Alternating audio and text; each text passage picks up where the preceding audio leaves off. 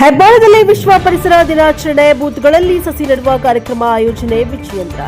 ರಾಜ್ಯದ ಎಲ್ಲಾ ವಿಧಾನಸಭಾ ಕ್ಷೇತ್ರಗಳ ಬೂತ್ ಮಟ್ಟದಲ್ಲಿ ಸಸಿಗಳನ್ನು ನೆಡುವ ಕಾರ್ಯಕ್ರಮ ಹಮ್ಮಿಕೊಳ್ಳಲಾಗಿದೆ ಎಂದು ಶಾಸಕ ಹಾಗೂ ಬಿಜೆಪಿ ರಾಜ್ಯಾಧ್ಯಕ್ಷ ಬಿವೈ ವಿಜಯೇಂದ್ರ ಅವರು ಹೇಳಿದ್ದಾರೆ. ವಿಶ್ವ ಪರಿಸರ ದಿನದ ಅಂಗವಾಗಿ ಹೆಬ್ಬಾಳದಲ್ಲಿ ಇಂದು ಹಮ್ಮಿಕೊಂಡಿದ್ದ ಸಸಿ ನೆಡುವ ಕಾರ್ಯಕ್ರಮದಲ್ಲಿ ಅವರು ಭಾಗವಹಿಸಿ ಮಾತನಾಡಿದರು.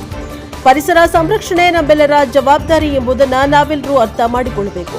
ಸಸಿ ನೆಡುವುದು ಕೇವಲ ಸರ್ಕಾರದ ಕೆಲಸ ಎಂದು ನಾವು ಭಾವಿಸಬಾರದು. ಸ್ವಚ್ಛ ಸುಂದರ ಪರಿಸರವನ್ನ ಮುಂದಿನ ಪೀಳಿಗೆಗೆ ಉಳಿಸೋಣ ಎಂದು ಕರೆ ನೀಡಿದರು. ಪರಿಸರ ನಾಶದಿಂದಾಗಿ ಬರ, ಪ್ರವಾಹದಂತಹ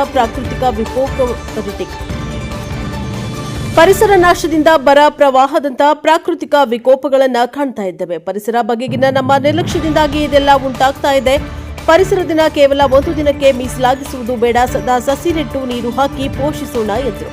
ಶಾಸಕ ಸಿದ್ದು ಸೌದಿ, ರಾಜ್ಯ ಕಾರ್ಯದರ್ಶಿ ಶರಣು ತಳ್ಳಿಕೇರಿ, ಬೆಂಗಳೂರು ಉತ್ತರ ಜಿಲ್ಲಾಧ್ಯಕ್ಷ ಎಸ್ ಹರೀಶ್, ಮುಖಂಡ ಕಟ್ಟ ಜಗದೀಶ್, ಬೆಂಗಳೂರು ಉತ್ತರ ಮಾಜಿ ಜಿಲ್ಲಾಧ್ಯಕ್ಷ ಬಿ ನಾರಾಯಣಗೌಡ ಮತ್ತು ಪಕ್ಷದ ಮುಖಂಡರು ಉಪಸ್ಥಿತರಿದ್ದರು. Bureau report Vedamurthy, Prajaprabha TV, Bengaluru.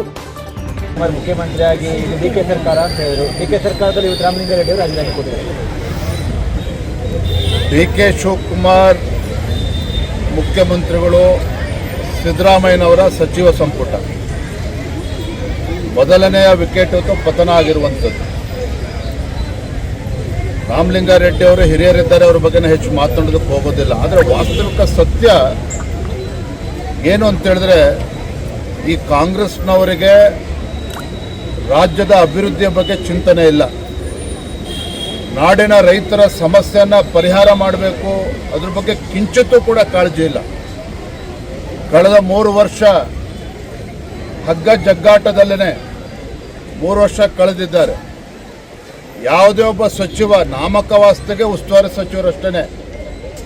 ರಾಜ್ಯದ ಸಚಿವರು ಏನಿದ್ದಾರೆ ತಮ್ಮ ಜಿಲ್ಲೆಗಳಿಗೆ ಸೀಮಿತ ಆಗಿದ್ದರೆ ಹೊರತು ರಾಜ್ಯದ ಯಾವುದೇ ಜಿಲ್ಲೆಗೆ ಪ್ರವಾಸವನ್ನು ಮಾಡಲಿಲ್ಲ. ಆದರೆ ಈಗ ಡಿ ಕೆ ಶಿವಕುಮಾರ್ ಅವರ ನೇತೃತ್ವದಲ್ಲಿ ಸರ್ಕಾರ ಅಸ್ತಿತ್ವಕ್ಕೆ ಬಂದಿದೆ. ಇರೋದು ಕೇವಲ 2 ವರ್ಷ ಮಾತ್ರ.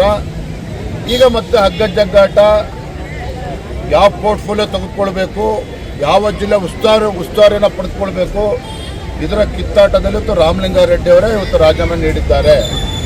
ನಾನು ಇಷ್ಟೇ ಹೇಳುವಂಥದ್ದು, ಡಿ ಕೆ ಶಿವಕುಮಾರ್ ನೇತೃತ್ವದ ಈ ಸರ್ಕಾರ ಏನಿದೆ ರಾಜ್ಯದಲ್ಲಿ, ಇದರಿಂದ ಅಭಿವೃದ್ಧಿ ನೋಡೋದಕ್ಕೆ ಸಾಧ್ಯ ಇಲ್ಲ. ಜನರ ಭರವಸೆಗಳಿಗೆ ನೀರೆರಿಯುವಂಥ ಕೆಲಸವನ್ನು ಅವರು ಮಾಡೋರಿದ್ದಾರೆ. ರಾಜ್ಯದ ಜನರ ಅಪೇಕ್ಷೆ ಇದೆ, ಇಂಥ ಬಡವರ ವಿರೋಧಿ, ಜನ ವಿರೋಧಿ ಕಾಂಗ್ರೆಸ್ ಸರ್ಕಾರವನ್ನು ಕಿತ್ತೊಗಿಬೇಕು. ಮುಂದೆ ಭಾರತೀಯ ಜನತಾ ಪಾರ್ಟಿ ಸರ್ಕಾರ ಬರಬೇಕು. ಇದು ನಮ್ಮ ಅಪೇಕ್ಷೆಗಿಂತ ಹೆಚ್ಚಾಗಿ ರಾಜ್ಯದ ಜನರ ಅಪೇಕ್ಷೆನೂ ಕೂಡ ಇದಿದೆ. ಹಾಗಾಗಿ ಒಬ್ರಿಗೊಬ್ಬರು ಕಾಲು ಎಳೆಯೋದ್ರಲ್ಲೇ 2 ವರ್ಷ ಕಳೀತಾರೆ. ಆದರೆ ಅದಕ್ಕಿಂತ ಮುಂಚಿತವಾಗಿಯೇ ಮಧ್ಯಂತರ ಚುನಾವಣೆ ಬಂದರೂ ಕೂಡ ಆಶ್ಚರ್ಯ ಇಲ್ಲ. ಇದು ವಾಸ್ತವಿಕ ಸತ್ಯ. ತಯಾರಾಗಿದೆ ಬಿಜೆಪಿ ಮಧ್ಯಂತರ ಚುನಾವಣೆ. ಬಿಜೆಪಿ ಎಷ್ಟು ತಯಾರಾಗಿದೆ ಅನ್ನೋದಕ್ಕಿಂತ ಹೆಚ್ಚಾಗಿ ರಾಜ್ಯದ ಮತದಾರರು ಬದಲಾವಣೆಯನ್ನು ಬಯಸ್ತಾ ಇದ್ದಾರೆ. ಭಾರತೀಯ ಜನತಾ ಪಾರ್ಟಿ ಕಳೆದ ವಿಧಾನಸಭಾ ಚುನಾವಣೆಯಲ್ಲಿ ನಮಗೆ ಹಿನ್ನಡೆ ಆಗಿರ್ಬೋದು, ಅದಕ್ಕೆ ಕಾರಣಗಳು 100 ಇದ್ದಾವೆ. ಆದರೆ ಇವತ್ತು ರಾಜ್ಯಾದ್ಯಂತ ನಮ್ಮ ಪಕ್ಷದ ಕಾರ್ಯಕರ್ತರು ಸಹ ಯಾವುದೇ ಸಂದರ್ಭದಲ್ಲಿ ಚುನಾವಣೆ ಬಂದರೂ ಕೂಡ ಸಜ್ಜಾಗಿದ್ದೇವೆ ಅನ್ನುವ ವಿಚಾರದಲ್ಲಿ ಯಾವುದೇ ಗೊಂದಲ ಇಲ್ಲ. ಕಾರ್ಯಕರ್ತರು ಕೂಡ ತಯಾರಿದ್ದಾರೆ, ಮತದಾರರು ಕೂಡ ನಮ್ಗೆ ಆಶೀರ್ವಾದ ಮಾಡ್ತಕ್ಕಂಥ ವಾತಾವರಣ ರಾಜ್ಯದಲ್ಲಿ. ಆಚರಣೆಯನ್ನು ಕರ್ನಾಟಕ ರಾಜ್ಯದಲ್ಲಿ, ದೇಶದಲ್ಲಿ ಮತ್ತು ಇಡೀ ಜಗತ್ತಿನಲ್ಲಿ ಬಹಳ ವಿಶೇಷವಾಗಿ ಅರ್ಥಪೂರ್ಣವಾಗಿ ಆಚರಣೆ ಆಗ್ತಾ ಇದೆ. ಕರ್ನಾಟಕ ರಾಜ್ಯದಲ್ಲಿ ಭಾರತೀಯ ಜನತಾ ಪಾರ್ಟಿ ಏನು ಪ್ರಧಾನಮಂತ್ರಿ ನರೇಂದ್ರ ಮೋದಿಜಿಯವರ ಅಪೇಕ್ಷೆ ತಕ್ಕಂತೆ ಏಕ್ ಪೇಡ್ ಮಾ ಕೆ ನಾಮ್, ರಾಜ್ಯದ 224 ವಿಧಾನಸಭಾ ಕ್ಷೇತ್ರಗಳ ಪ್ರತಿಯೊಂದು ಬೂತ್ನಲ್ಲೂ ಸಹ ಭಾಜಪದ ಕಾರ್ಯಕರ್ತರು ಕೇಂದ್ರ ಸರ್ಕಾರದ ನರೇಂದ್ರ ಮೋದಿಜಿ ಸರ್ಕಾರದ ಫಲಾನುಭವಿಗಳೇನಿದ್ದಾರೆ, ಬೆನಿಫಿಷರೀಸ್, ಅವರನ್ನು ಕೂಡ ಸೇರಿಸ್ಕೊಂಡು ಗಿಡವನ್ನು ನೆಡುವಂಥ ಕೆಲಸ ರಾಜ್ಯಾದ್ಯಂತ ಆಗ್ತಾ ಇದೆ.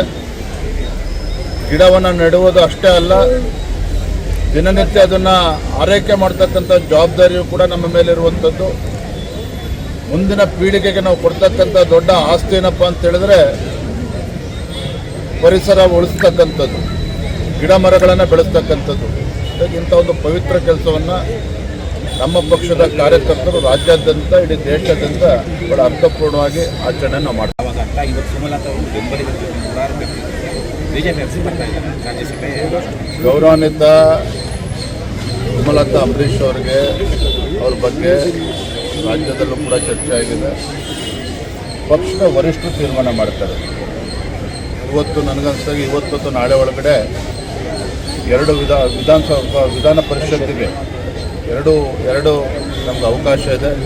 ರಾಜ್ಯಸಭೆ ಒಬ್ಬರಿಗೆ ಮಾತ್ರ ಅವಕಾಶ ಇರುವಂಥದ್ದು. ಬಹುಶಃ ಇವತ್ತು ಅಥವಾ ನಾಳೆ ಒಳಗೆ ಕೇಂದ್ರದ ವರಿಷ್ಠರು ನಿರ್ಧಾರವನ್ನು ತಿಳಿಸ್ತಾರೆ. Okay, thank you. There was no development. Corruption was at peak. They could not address the issues of farmers. Unemployment issue has not been addressed. Even now, after D.K. Shivakumar has assumed the office of the Chief Minister, within a span of 24 hours, infighting within the Congress government has already started. Senior leader and Minister Ramlinga Reddy, who was unhappy with the portfolio allotment, has resigned today. So this is a clear indication of the state government. It clearly shows in which this government is moving. More importantly, whether it's Siddaramaiah government or D.K. Shivakumar as Chief Minister, this Congress government is not at all bothered about the development of Karnataka. Karnataka has become an ATM for Rahul Gandhi, for Congress party. So, people of Karnataka, they are totally unhappy with the Congress government. They are eagerly waiting, even if elections are declared tomorrow, they will remove this corrupt Congress government and bless Bharatiya Janata Party. So Rahul Gandhi said after 1 year PM Narendra Modi has resigned his current post. Regarding this, India is facing a economic corruption. The fact is, Congress Party as well as Rahul Gandhi, they are unable to digest the popularity of Honorable Prime Minister Shri Narendra Modi ji. See, Narendra Modi ji has completed 12 years. He is the first longest elected Prime Minister of this country. Because of the initiatives, because of the programs of the Honorable Prime Minister Narendra Modi ji, India is moving ahead. In spite of global challenges, country is moving forward. India has emerged as the fourth largest economy in the world. So, unable to digest the popularity of Narendra Modi ji, unable to digest of India's growth, Rahul Gandhi as well as Congress party, they are attacking Narendra Modi ji, our Prime Minister, inside the country and outside the country also. Thank you.